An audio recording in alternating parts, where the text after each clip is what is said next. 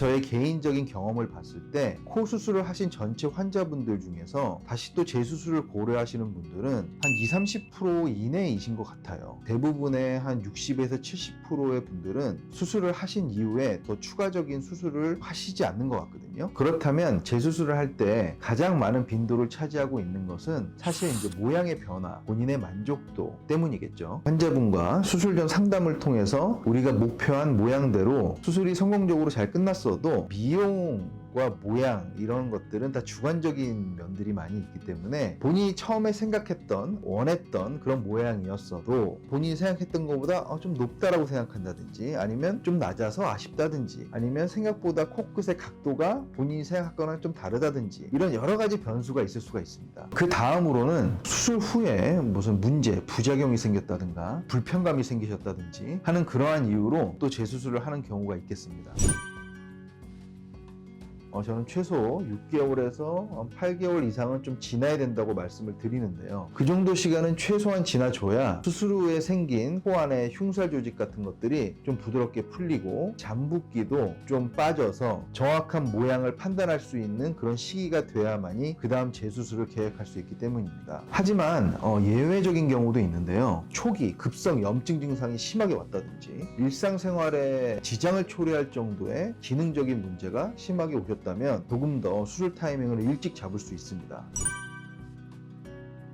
정해진 정답은 없는데요. 재수술을 하려고 하는 이유, 목적, 그리고 원하는 바 이런 것들이 다 다를 수가 있기 때문에 거기에 맞게 수술의 재료들이 다 세팅이 새로 될 것이고요. 보형물로 인한 염증 증상이 생겨서 재수술을 해야 하는 경우에는 두 번째 수술에 또 실리콘 보형물을 쓰는 게 굉장히 좀 부담스러울 수가 있겠죠. 환자분과 충분한 상의를 통해서 가슴 쪽에 자가늑연골을 길이감 있게 채취해서 콧대에 실리콘 보형물 대신 쓴다든지 또 코끝 성형 을 위한 연골 재료 같은 경우에도 기존에 썼던 비중격 연골이라든가 기증 연골 이런 것들을 다 제거한 후에 자가 늑연골이라든가 아니면 새로운 기증 연골을 다시 써서 수술을 한다든지 귀연골을 좀 추가로 쓴다든지 여러 방법들을 우리가 취사 선택을 할 수가 있습니다. 사실 정해진 횟수는 없습니다. 다음 수술을 할 수 있는 조직의 상태, 코의 상태가 준비가 되어 있다면 횟수의 제한은 없고 수술을 계속 반복하면 할수록 피부도 굉장히 딱딱해져 있고 안에 흉살도 딱딱해져 있고 코안 수술의 컨디션 자체가 썩 좋아지지 않는 방향으로 가기 마련입니다. 수술하는 의사 입장에서도 점점 난이도가 이제 올라가게 되는 거죠. 재수술을 안 하는 게 좋은 거 아니냐? 또 이렇게 생각하실 수는 있는데 물론 처음 수술이 너무너무 완벽해서 다시 수술할 필요가 없는 상황이 가장 좋겠죠. 재수술을 통해서 본인의 만족도라든가 삶의 행복함이 생길 수 있는 여지가 있다면 재수술을 안 해야만 무조건 좋은 것이다. 이렇게 또 말씀드리기는 어렵겠습니다.